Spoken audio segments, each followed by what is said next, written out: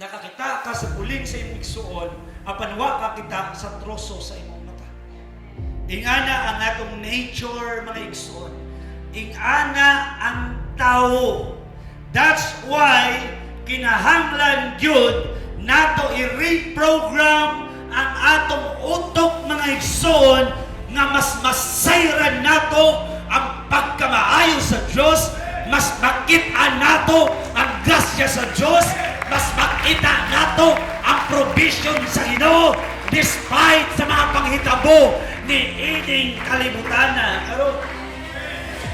Do not conform to this world, but be ye transformed by the renewing of your mind.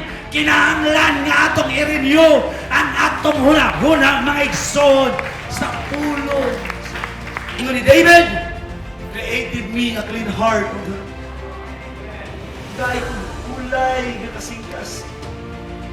Ipariprogram nato sa gahom sa Ginoo, mga igsoon. Ang atong huna-huna nawa na mao. Basig maispatan na nato ang mga negatibong butang, maispatan na nato ang atong mga problema, maispatan na nato mga igsoon, hallelujah, ang mga flaws sa atong mga igsoon, maispatan lang nato ang dili maayong mga butang.